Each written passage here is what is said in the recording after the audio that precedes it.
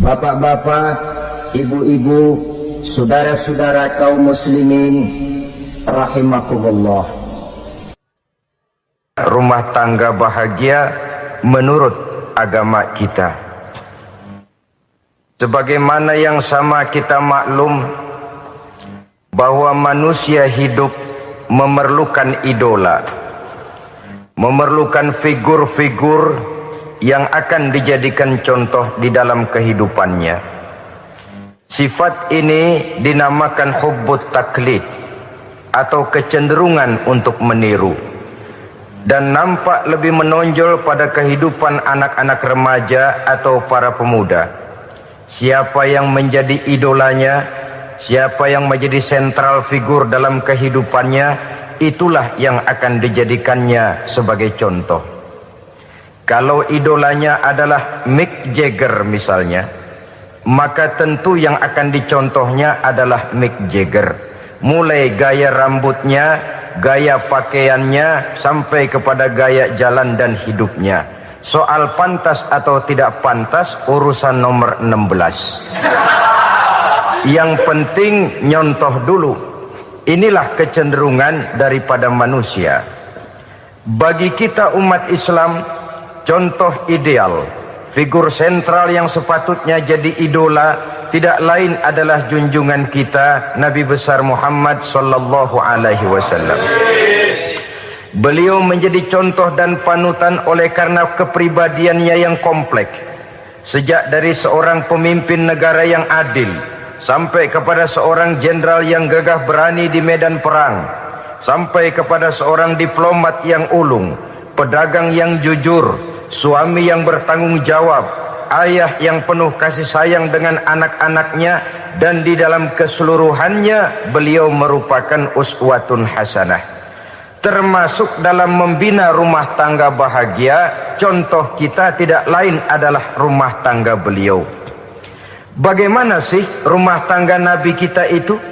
Beliau berkata dalam dua kalimat yang singkat tapi punya pengertian yang sangat luas dan dalam tentang rumah tangganya.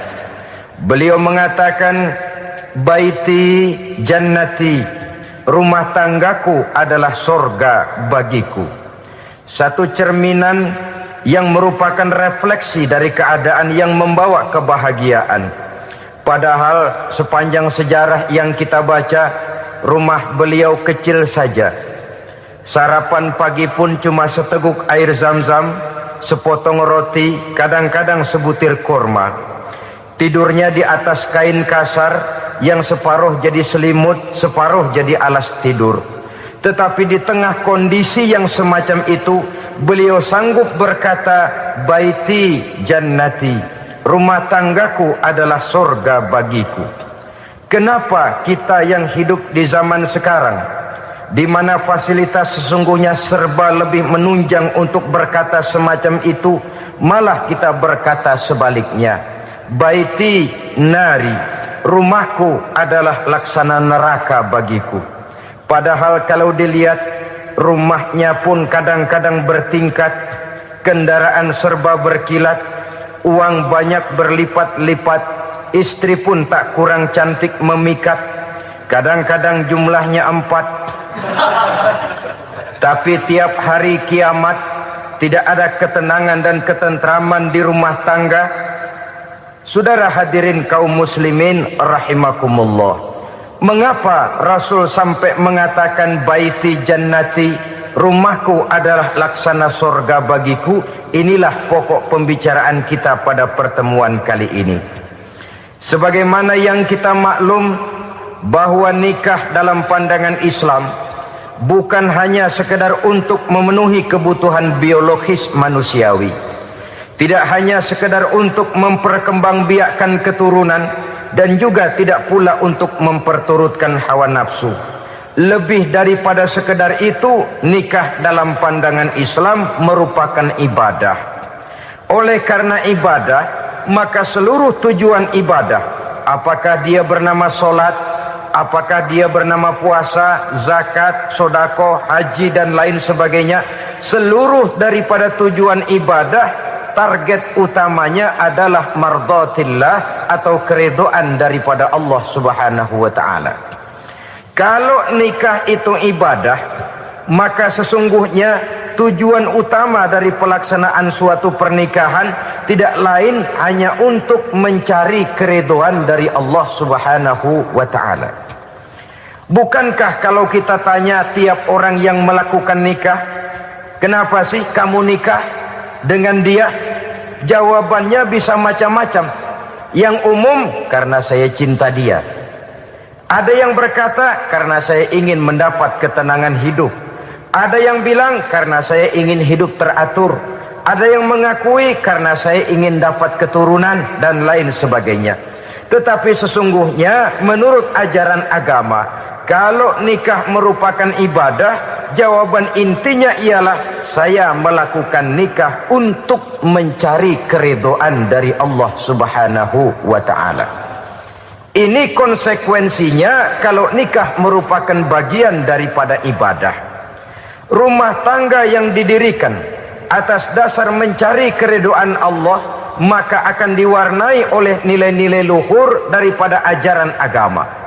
Tanpa harta orang memang sulit untuk bahagia, tapi harta bukan jaminan orang lalu akan bahagia. Harta pada suatu saat akan berakhir, kecantikan akan berkurang, pangkat dan jabatan akan sampai kepada batasnya. Tetapi agama, keyakinan, nilai-nilai iman, itulah pegangan kita yang kekal dan abadi. Sebab itu dalam surah Ar-Rum ayat ke-21 Allah Subhanahu wa taala menjelaskan, "Wa min ayatihi an khalaqalakum min anfusikum azwajan litaskunu ilaiha wa ja'ala bainakum mawaddatan wa rahmah."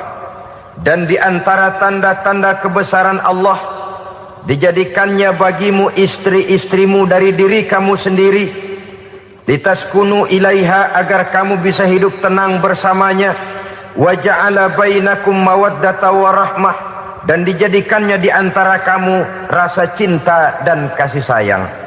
Umumnya pernikahan terjadi karena mawaddatan wa rahmah ini, cinta dan kasih sayang. Atas dua dasar itulah rumah tangga didirikan orang. Atas dasar itulah seorang laki-laki dan seorang perempuan memadu janji untuk membagi suka dan duka dalam hidup ini secara bersama-sama. Namun kalau kita renungi ayat ini, Allah tidak hanya menjadikan cinta, tapi Allah juga menjadikan kasih sayang. Apa bedanya cinta dan kasih sayang? Apa bedanya mawaddatan warahmah ini? Saudara, mawaddah yang artinya cinta, itu sasarannya biasanya adalah jasmani, kecenderungan biologis. Itu akan berakhir. Orang yang mendirikan rumah tangga cuma karena kecenderungan biologis, cuma karena rasa cinta semata-mata, cinta biasanya terkait kepada keindahan. Betul apa benar? Biasanya orang mudah jatuh cinta kepada sesuatu yang punya nilai keindahan. Makanya anak muda jarang yang jatuh cinta sama nenek-nenek. Cinta selalu memandang segi keindahannya. Ini yang namanya mawaddah. Allah tidak mengingkari itu, silakan. Bahwa manusia secara naluri senang kepada serba keindahan, wajar-wajar saja. Tetapi tidak cuma mawaddah, Allah juga menciptakan rahmah, kasih sayang. Mawaddah mungkin ada akhirnya, tapi rahmah tidak akan pernah ada akhirnya. Kalau mawaddah adalah berkecenderungan kepada biologis, jasmaniah, maka rahmah kecenderungan kepada nilai-nilai rohani, kepribadian, kejiwaan, dan lain sebagainya.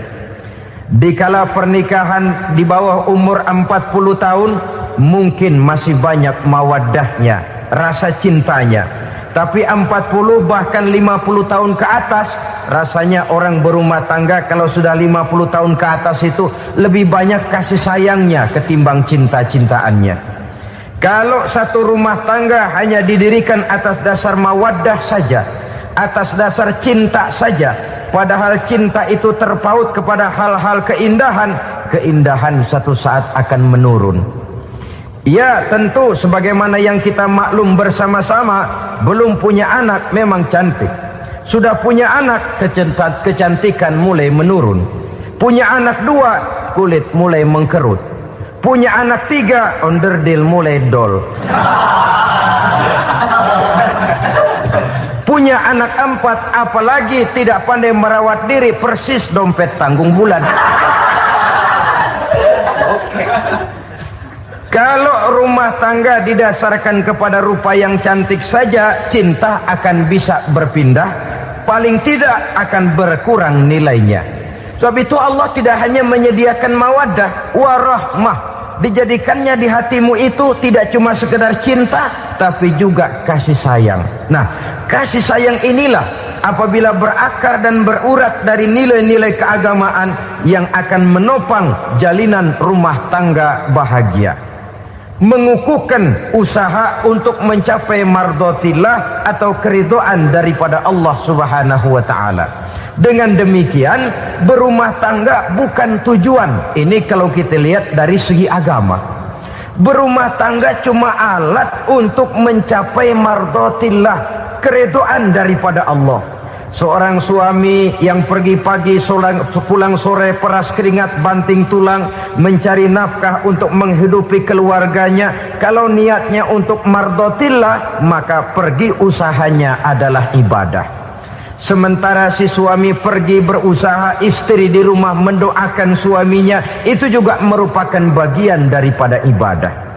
Marilah kita biasakan membina satu rumah tangga untuk mencapai keridhaan daripada Allah Subhanahu wa taala. Ini motif dasarnya.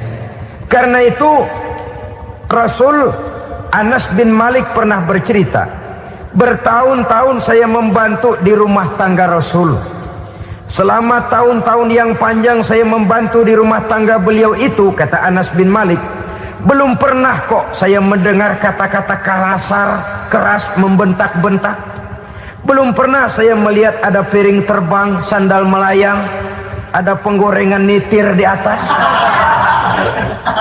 Belum pernah, padahal tahun-tahun yang panjang sudah saya lalui. Itu rumah tangga Rasul. Istrinya lebih dari 1, tapi tenang, ayem, adem. Walaupun gosip selalu ada. Ini loh ya, namanya hidup berumah tangga. Jangankan rumah tangga kita manusia biasa, rumah tangga Rasul pun tidak luput dari gosip yang kita kenal dengan hadisul ifki itu. Itu sampai tercatat dalam sejarah. Tetapi yang jelas, dengan istri yang lebih dari 1, rumah tangganya tenang, tentram, adem. Kita di rumah tangga istri 1, seminggu 7 hari, berantemnya 6 hari. Cuma 1 hari gencatan senjata. Saudara hadirin yang saya muliakan,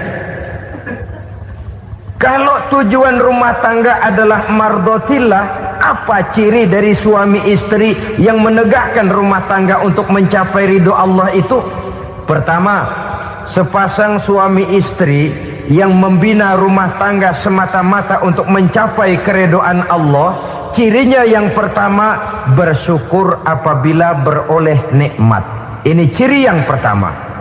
Bersyukur kepada Allah, kepada sesama berterima kasih. Suami berterima kasih kepada istri, bertahun-tahun didampingi hidupnya, dicucinya pakaiannya, dimasaknya makanannya. Tidak istri mengeluh walau hidup lebih banyak kurangnya daripada cukupnya. Suami pandai berterima kasih kepada istrinya. Sementara istri pun bisa berterima kasih kepada suaminya. Bertahun-tahun suami peras keringat, banting tulang mencari nafkah, menjadi palang dada terdepan apabila ada masalah-masalah yang besar. Kedua-duanya lalu punya timbangan. Nah inilah ya, saya pesan kepada suami, kepada para suami, kepada para istri, supaya di rumah ada timbangan. Perlunya apa? Kalau pada satu saat istri kita salah, suami cepat-cepat ambil timbangan, lalu ditimbang mana yang lebih berat, salahnya atau dosanya. benarnya atau kesalahannya. Ini istri saya jasanya begini, lalu jasanya begini, salahnya ini. Mana yang lebih besar, jasanya atau salahnya? Dengan adanya timbangan, maka keputusan akan objektif. Tapi kalau timbangannya emosi, salah sedikit saja sudah main bentak, main usir, akhirnya keputusan akan mendatangkan kerugian. Sebaliknya, kalau suami yang salah, istri ambil timbangan, ditimbang mana lebih besar, jasanya atau salahnya. Jangan sampai nanti terjadi pepatah, panas setahun habis dihapus oleh hujan satu hari. Jasa istri yang puluhan tahun hapus oleh kesalahannya yang sedikit, atau jasa suami yang bertahun-tahun hapus oleh kesalahannya yang sebenarnya tidak seberapa. Akibat apa itu terjadi? Karena tidak adanya timbangan. Dari rasa bersyukur dan dari rasa berterima kasih ini, saudara-saudara, akan timbullah sifat saling menghargai. Suami menghargai istri, istri pun menghargai suami. Istiqomah, dikasih uang 5.000 senyum, dikasih uang 500 senyum. Itu namanya istri yang pandai bersyukur. Kalau tidak, 5.000 nyengir, 500 manyun. Tahu manyun? Kayak bemok nyari setoran, monyong saja. Ada sikap istiqomah di dalam membina kehidupan berumah tangga ini. Lalu mengerti posisi suami, ini termasuk tanda berterima kasih. Suami saya itu kerjanya apa, golongannya apa, gajinya sebulan berapa. Atas dasar itu, lalu istri menjadi istri yang tahu diri. Walaupun suami harus menyenangkan istri, istri pun hendaknya nimbang, tahu batas kemampuan suami. Kemauan mungkin tidak terbatas, tapi kemampuan sangat terbatas. Kalau suami pegawai kecil, ya mintalah yang kecil-kecil. Kalau suami pegawai rendah, mintalah yang sesuai dengan kemampuannya. Jangan suami gajinya cuma 50.000 sebulan, istri menuntut minta dibeliin gelang yang kayak velg beca. Tentu sudah overacting namanya. Saudara hadirin yang saya muliakan, kunci awalnya bersyukur kepada Allah. Kalau sudah bisa berterima kasih kepada manusia, hati ini akan mudah bersyukur kepada Allah. Rumah tangga yang pandai bersyukur, berapapun kecilnya nikmat, bukan kecilnya yang dia lihat, tapi karunia Allah yang dinilai. Sehingga dari rasa berterima kasih kepada manusia akan timbullah rasa syukur kehadirat Allah Subhanahu wa ta'ala.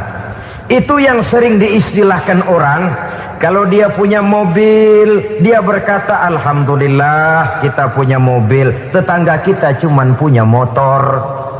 Kalau dia punya motor, syukur kita punya motor, tetangga kita cuman punya sepeda, kemana-mana kekejek melulu. Kalau dia punya sepeda, alhamdulillah punya sepeda, tetangga kita sebelah nggak punya apa-apa, kemana jalan kaki saja. Kalau dia jalan kaki, alhamdulillah kita masih bisa jalan. Tetangga kita sebelah lumpuh bertahun-tahun nggak kemana-mana. Kalau dia lumpuh, alhamdulillah kita masih hidup. Tetangga kita kemarin mati nggak balik lagi.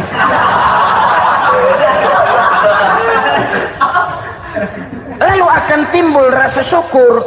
Tapi kalau sudah lumpuh ngelihat yang bisa jalan ngelihat yang naik sepeda, yang punya sepeda lihat yang punya motor lihat yang punya mobil lihat yang punya pesawat.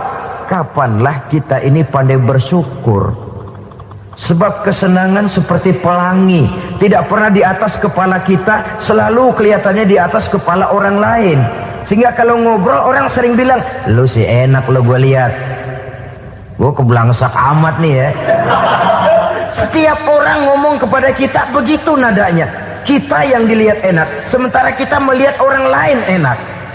Tukang tahu melihat tukang tempe enak, tukang tempe melihat tukang tuak enak, Tukang tuak bilang tukang sirsak enak. Enak itu seperti pelangi. Namun kalau kita mau merenungi, tidak pernah Allah berhenti memberikan nikmat kepada kita.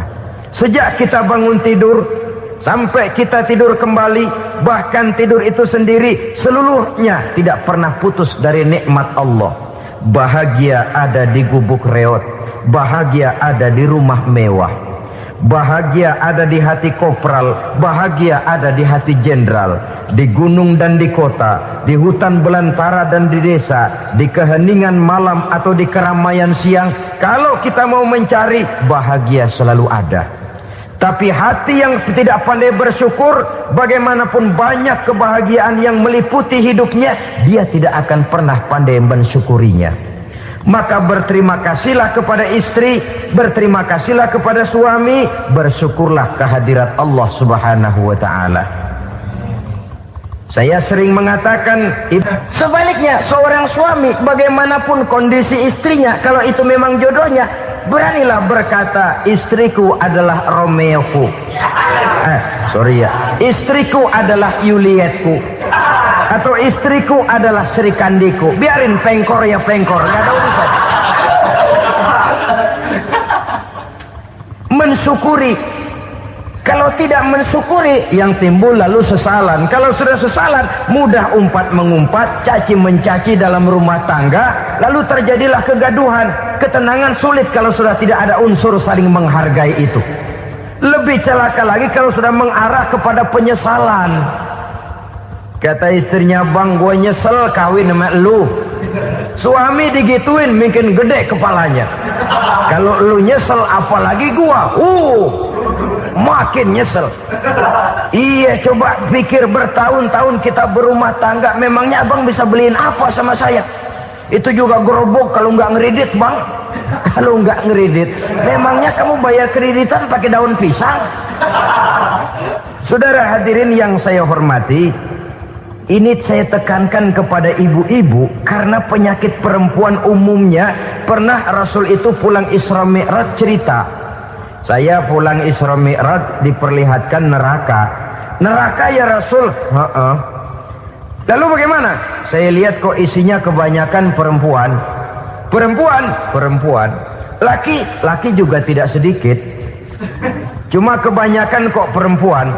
Apa perempuan tidak sholat ya Rasul? Sholat. Tidak puasa? Puasa. Tidak ngaji? Rajinan dia sama suaminya.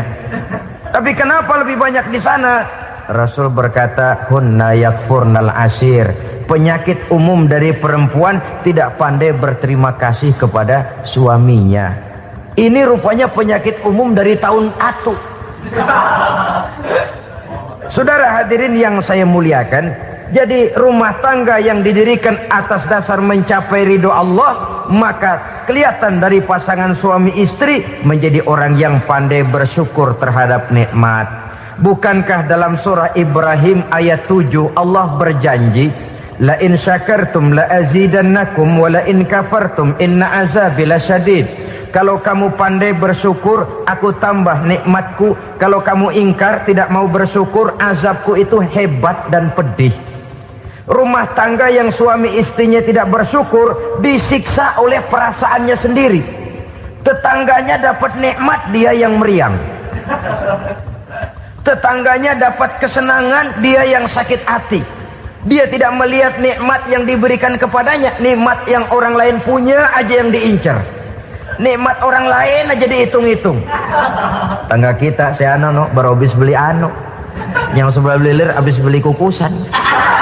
Cuma sekedar kukusan saja. Orang lain beli apa-apa jadi bahan diskusi di rumahnya. Orang lain saja yang diusut. Timbul dendam kesumatnya, timbul hasutnya. Dia tidak bersyukur dengan nikmat yang ada dalam rumah tangganya. Isi rumah tangga semacam itu disiksa oleh perasaan hasutnya sendiri. Jauh dari kebahagiaan, kering hatinya, miskin jiwanya, merana batinnya. Kalau sudah ke sana, jauhlah rumah tangga dari pantulan sinar kebahagiaan. Saudara-saudara, kita lihat rumah tangga Rasul. Dari rumah yang kecil, dari tempat tidur yang sarapnya kain kasar, separuh jadi selimut lagi. Keluar ucapan baiti jannati. Kenapa? Beliau orang yang pandai bersyukur kepada Allah, bisa berterima kasih kepada istri-istrinya, dan istrinya pun pandai berterima kasih kepada Rasul dan bersyukur kehadirat Allah Subhanahu wa taala. Maka nikmat lalu bertambah. Makin kita syukuri nikmat, makin tambah itu. La azidannakum, janji Allah, pasti aku tambah nikmatku kepadamu jikalau kamu pandai mensyukurinya. Tapi kalau kamu ingkar, tidak pandai bersyukur, awas, nikmat bisa berubah menjadi azab kalau kita tidak pandai-pandai mensyukurinya. Jadi cirinya yang pertama, rumah tangga bahagia itu apabila suami istri pandai bersyukur terhadap nikmat yang diberikan oleh Allah Subhanahu wa taala. Satu. Cirinya yang kedua, rumah tangga yang berdasarkan untuk mardotillah, mencapai keredoan Allah, sabar apabila mendapat cobaan. Namanya orang berumah tangga itu persis berlayar di lautan. Suami istri adalah dua orang yang memegang kemudi. Kalau berlayar ombak tenang, angin bertiup sepoi-sepoi basah, lalu bila malam datang bulan bersinar, bintang gemintang gemerlapan, berlayar memang nikmat. Tapi satu saat angin puting beliung bertiup, gelombang menggunung, halilintar menyambar, kemudian petir berkilat. Kalau pada saat itu suami mau ngalor, istri mau ngidul, alamat perahu patah di tengah jalan, kandas di lautan sebelum sampai ke pantai yang akan ditujunya. Oleh karenanya perlu kekompakan. Maka sejak awal seharusnya dalam akan membina rumah tangga yang bahagia itu lebih baik bicara yang pahit-pahit saja, supaya terjadi kesamaan langkah apabila menghadapi kesulitan dan cobaan. Sabar apabila mendapat cobaan. Rumah tangga seperti kapal di lautan tadi tidak akan sunyi dari hantaman gelombang, tidak akan sepi dari tiupan angin topan, dari kilatan petir, dari sambaran halilintar.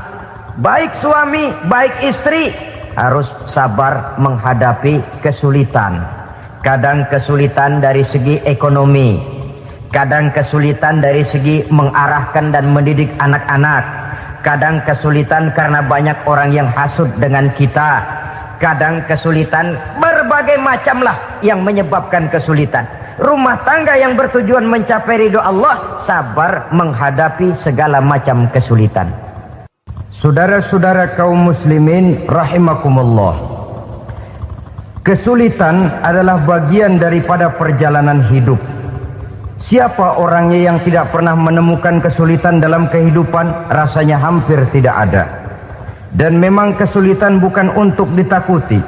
Kesulitan justru untuk diatasi, dicarikan jalan keluarnya. Begitulah suami istri yang bertujuan mencari ridho Allah. Manakala suami berada dalam kesulitan, istri mencarikan jalan keluar atau berusaha memberikan jalan keluar. Sebaliknya, manakala istri dalam kesulitan, suami bisa mencarikan jalan keluarnya. Sabar dalam menghadapi segala macam kesulitan. Dalam surah Luqman ayat 17, Allah Subhanahu wa taala berfirman, "Wasbir 'ala ma asabak, inna dzalika min azmil umur." Dan bersabarlah terhadap apapun yang menimpa kamu. Bersabarlah terhadap segala kesulitan yang kamu hadapi, karena sesungguhnya yang demikian itu merupakan sebagian dari perkara-perkara yang telah ditetapkan oleh Allah Subhanahu wa taala. Saudara-saudara kaum muslimin yang berbahagia, kunci sabar sesungguhnya terletak pada keyakinan bahwa segala sesuatu berasal dari Allah dan segalanya akan kembali kepada Allah Subhanahu wa taala. Rumah tangga yang sabar di dalam menghadapi kesulitan-kesulitan biasanya akan lebih mudah mencari jalan keluar. Tapi kalau sedikit kesulitan datang, kita tertimpa oleh kepanikan, oleh kegelisahan, dan oleh ketakutan yang tidak beralasan, maka kesulitan itu bukan saja tidak dapat diatasi, malah rasanya akan menjadi semakin besar di dalam kehidupan kita. Tidak ada rumah tangga yang tidak pernah berhadapan dengan kesulitan, bagaimanapun besarnya rumah tangga itu. Itulah sebabnya kita memerlukan orang lain. Hidup berumah tangga itu seperti orang punya mata. Kalau mata kita kelilipan, kalau mata orang lain kelilipan, gampang kita tiup. Tapi kalau mata kita sendiri yang kena kelilipan, tentu kita memerlukan orang lain untuk meniupnya. Oleh karenanya, suami istri harus saling mencarikan jalan keluarnya. Walaupun kerjanya berbeda, suaminya pergi mencari nafkah, istrinya berdoa di rumah. Kalau perlu melakukan sholat duha, mendoakan agar usaha suaminya dimudahkan, dan begitu selanjutnya. Sehingga dengan adanya kebersamaan, walaupun tidak selalu bersama-sama, maka masing-masing melaksanakan tugas dengan tenang dan merasa yang satu berbuat untuk kepentingan yang lain. Inilah cirinya yang kedua, sabar bila mendapat dan berhadapan dengan segala macam kesulitan. Kadang orang mendapat kesulitan itu berkeluh kesah. Bukan berkeluh kesah, tapi mencari jalan keluar dan mengambil hikmah yang ada di dalamnya apa. Karena bukan kemudahan, kesulitan yang membuat orang dewasa. Bukan kemudahan, tapi kesulitan yang membuat orang berpikir dinamis, kreatif. Kalau seluruh jalan yang kita tempuh mudah saja, gampang saja, rasanya monoton kita ini. Kehilangan dinamika dalam perjuangan. Kesulitan yang membuat orang matang, kesulitan yang menempa kepribadian untuk lebih dewasa menghadapi bahtera kehidupan, membuat pandangan makin arif, wawasan makin luas, dan analisa semakin tajam. Sama saja dalam hidup. Sesungguhnya pujian sering menjadi racun, dan caci maki kalau kita tanggapi secara positif sering membuat kita makin dewasa. Jarang orang berpikir kalau dipuji, tapi baru dia merenung dan mencari diri setelah dicaci maki dan dikritik habis-habisan. Walaupun watak umum manusia senang dipuji, marah kalau dicaci maki. Biasanya kalau ketemu cewek cakep kita bilang, "Kamu cakep deh." Dia paling bilang, "Ah, abang bisa aja."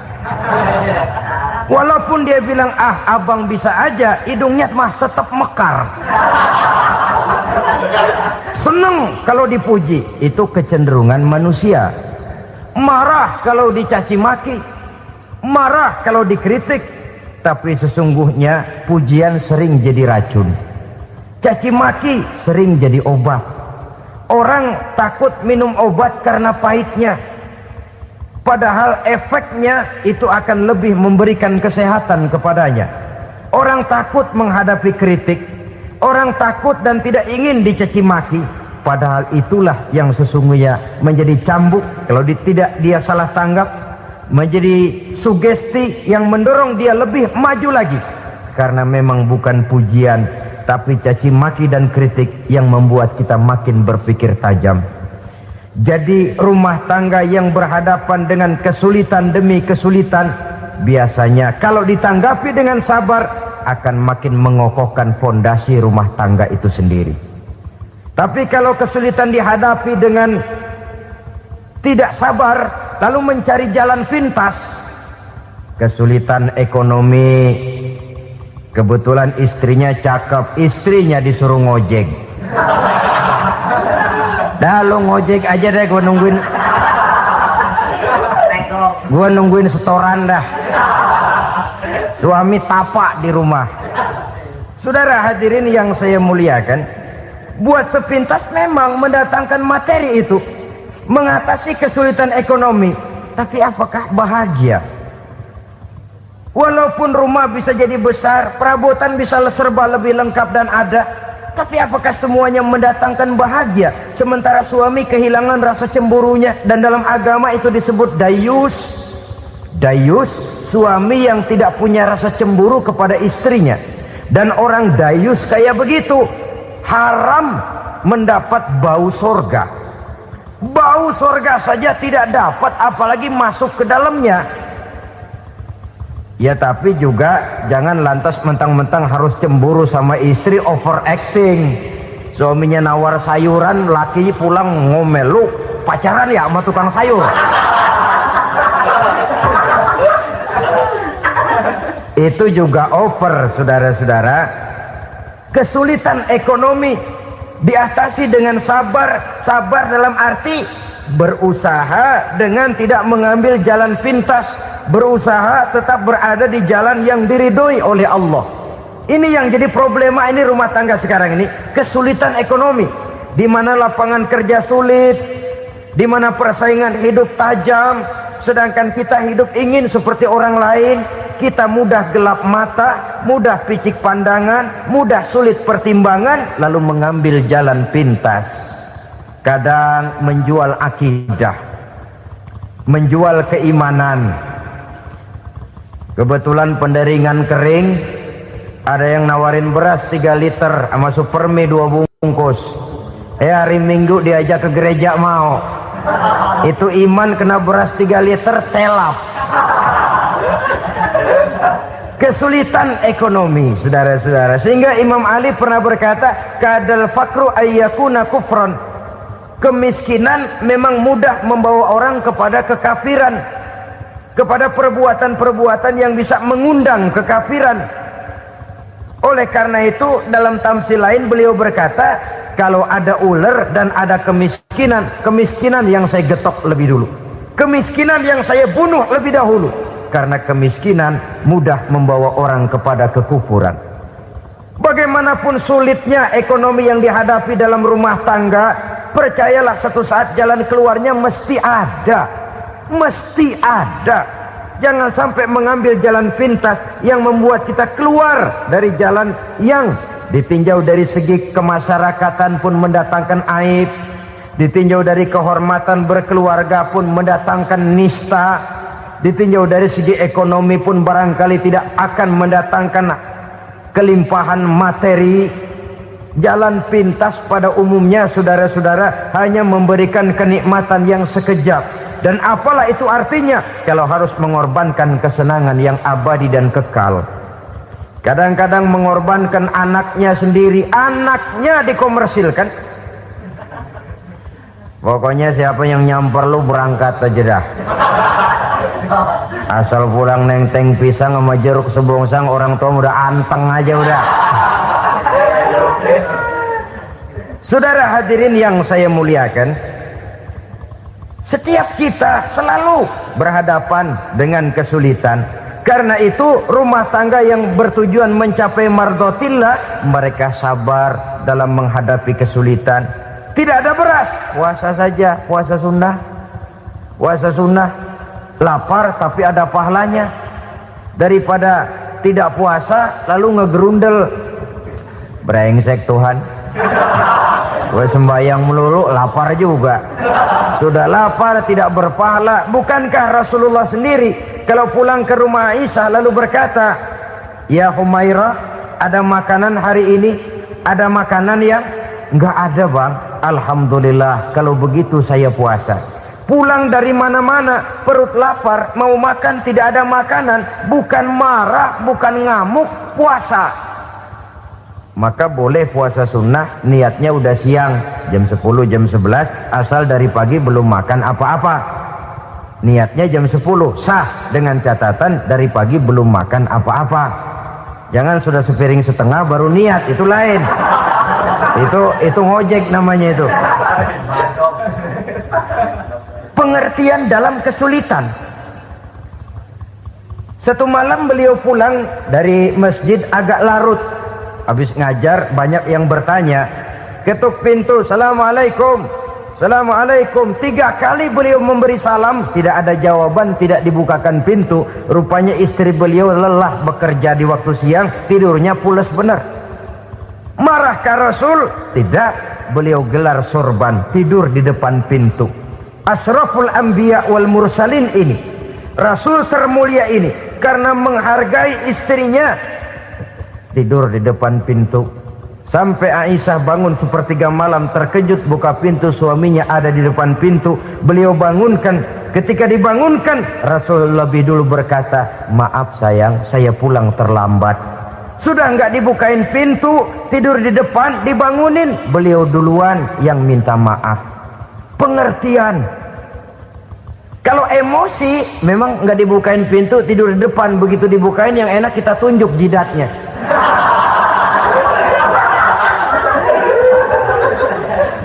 Saudara hadirin yang saya muliakan, kesulitan di dalam kehidupan merupakan bagian daripada kehidupan. Bukan untuk ditakuti, tapi untuk diatasi. Bukan untuk dihindarkan, tapi dicarikan jalan keluarnya. Hadapilah kesulitan dengan baik sangka kepada Allah, dengan lapang dada, dan dengan tetap bersabar menghadapinya. Kenapa? Karena tujuan kita mendirikan rumah tangga, mencapai ridho Allah. Kalau anak kita perjualbelikan, kalau istri kita komersilkan, kalau akidah kita jual untuk mempertahankan rumah tangga, bukankah makin jauh saja rumah tangga itu dari ridho Allah? Ini tujuan utamanya. Yang ketiga, rumah tangga yang bertujuan mardotillah itu, suami istri yang merupakan fondasi di rumah tangga, suami sebagai pemimpin, istri sebagai pembina, selalu musyawarah dalam menyelesaikan persoalan. Walaupun istri ditakdirkan sebagai pemimpin dan suami sebagai pemimpin dan istri yang dipimpin, tapi agama menganjurkan musyawarah. Jangan mentang-mentang istri nyari duit, suami nyari duit, lalu menteleng. Segalanya mau diktator, segalanya mau sendiri. Rumah tangga yang bertujuan mencapai ridho Allah selalu didirikan atas dasar musyawarah. Sehingga apabila sesuatu itu dihasilkan dari suasana musyawarah, tidak akan melahirkan penyesalan di belakang hari. Kalau tidak berjalan menurut seleranya masing-masing, belakangan timbul penyesalan, akhirnya main salah menyalahkan. Kalau sudah saling salah menyalahkan, itu artinya sudah saling mengungkit kekurangan masing-masing. Akibatnya tidak ada lagi saling menghargai. Jadi dengan demikian musyawarah di dalam menyelesaikan persoalan. Menghadapi kesulitan ekonomi, musyawarah. Menghadapi kenakalan anak, musyawarah. Akan membeli ini dan itu, sebaiknya juga musyawarah. Kalau merupakan hasil musyawarah, maka saudara-saudara hasilnya pun akan dihadapi oleh bersama. Enak rasakan bersama, tidak enak rasakan bersama. Kenapa? Tadinya musyawarahnya bersama-sama juga. Lah kalau hasil sendirian, giliran enak mungkin yang satu mau ikut, giliran tidak enak yang satu nuding, gua kata juga apa. Kan begitu akibatnya kalau tidak berdasarkan musyawarah lebih dahulu. Maka insya Allah hasil musyawarah ini setidaknya tidak akan mendatangkan sesalan di belakang hari nantinya. Saudara-saudara kaum muslimin rahimakumullah, ciri yang keempat, sepasang suami istri yang bertujuan mencapai ridho Allah dalam upaya mencapai rumah tangga bahagia itu tawakal apabila mempunyai rencana. Tawakal berserah diri kepada Allah. Bukan berserah diri dalam artian mutlak yang mengarah kepada fatalism atau predestination. Kita sering mengartikan tawakal secara salah. Belum apa-apa sudah menyerahkan diri kepada Allah. Emang semuanya terjadi menurut maunya Allah dah. Gak usah ngapa-ngapain, bagaimana Tuhan aja dah.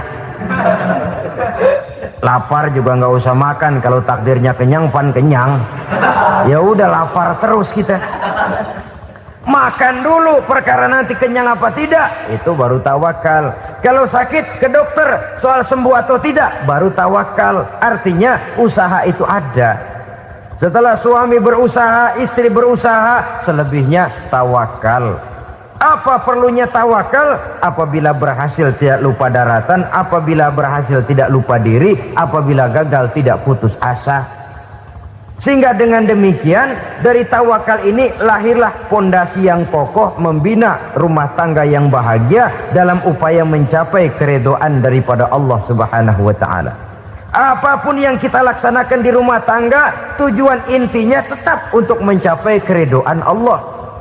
Beli kendaraan untuk mencapai ridho Allah, lalu dipakai ngaji, dipakai ke masjid dan sebagainya.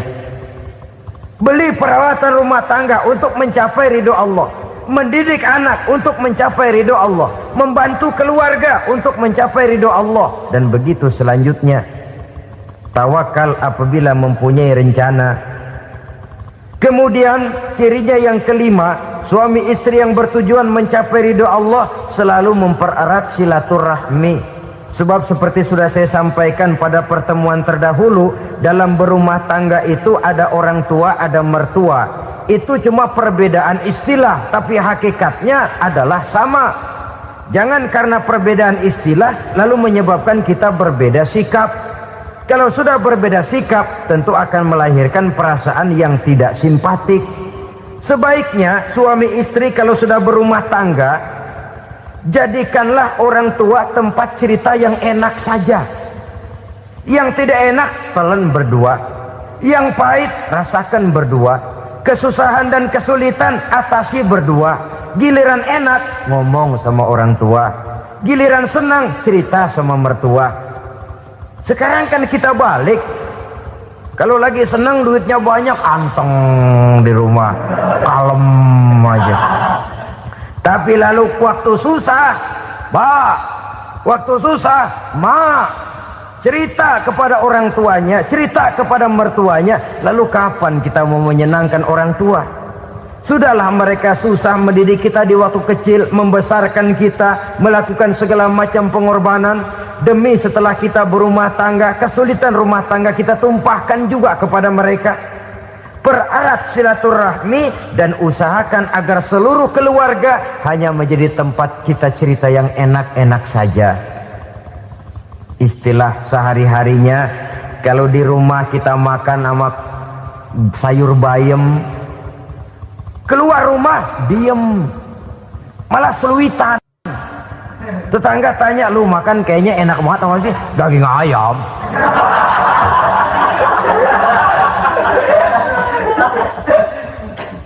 Lalu tetangga kan akan berbisik, itu makannya tuh orang enak bener ya, rumah tangganya tiap hari makan sama daging ayam. Biarlah paling kurang itu jadi doa, daripada kita makan sama kangkung lalu ribut ngomel di mana-mana. Gua kesel banget sama bini gua. Di warung ceritanya lagi. Kenapa? Saban sari gue direbusin kangkung mulu. Brengsek. Di warung cerita ada RT, ada RW. Gara-gara makan sama kangkung se-RT tahu. Akhirnya mungkin kalau kita berangkat orang hitung dari jauhan. Lihat, kangkung liwat.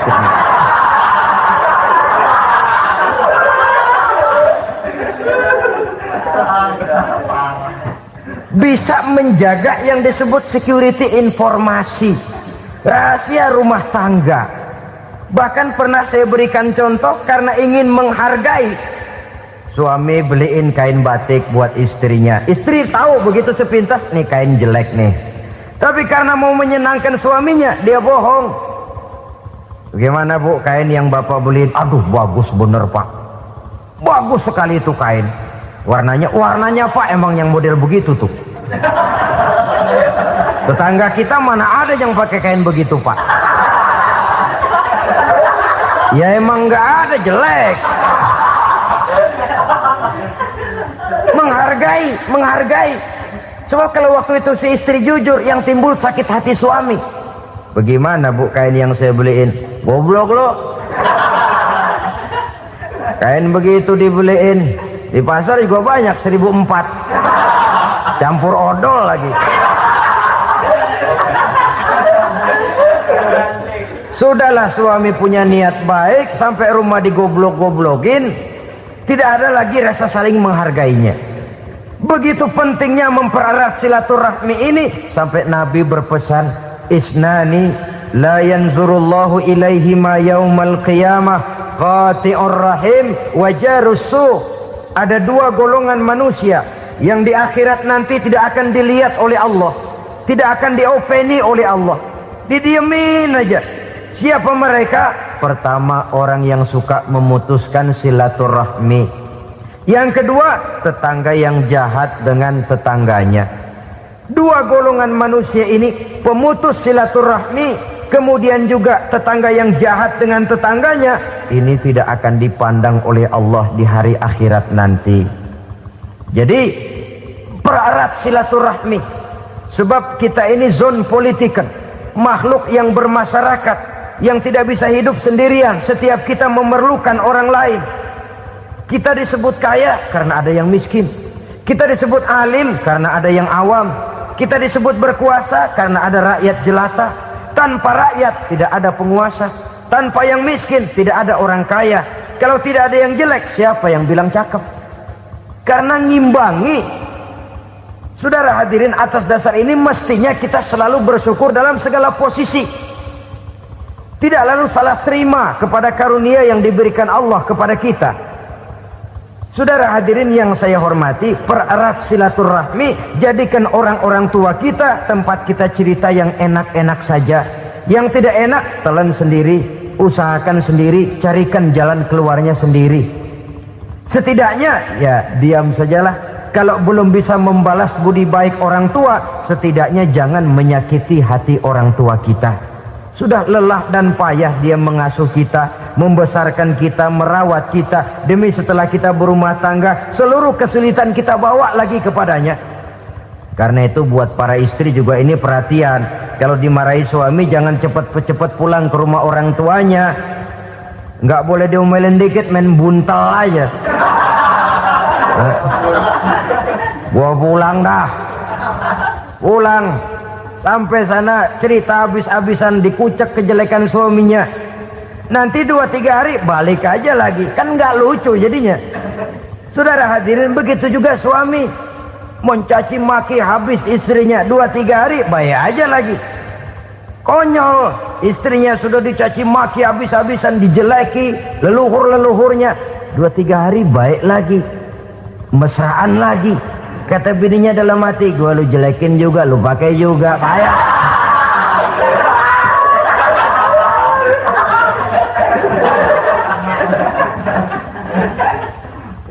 Saudara hadirin yang saya muliakan, itulah sebabnya pada awal tadi saya katakan perlunya kita mempunyai timbangan baik sebagai suami maupun sebagai istri. Nah, dari mempererat silaturahmi ini akan terjalin rasa kekeluargaan. Maka tradisi arisan keluarga itu bagus sesungguhnya untuk mempererat silaturahmi. Cuma celakanya bukan silaturahmi yang jadi tujuan, arisannya itu yang jadi tujuan. Akibatnya apa? Kalau belum narik mah semangat banget datang dah. Begitu udah narik aja udahan. Itu celakanya. Akhirnya silaturahminya jadi nomor 2, arisan semata-mata yang menjadi tujuan.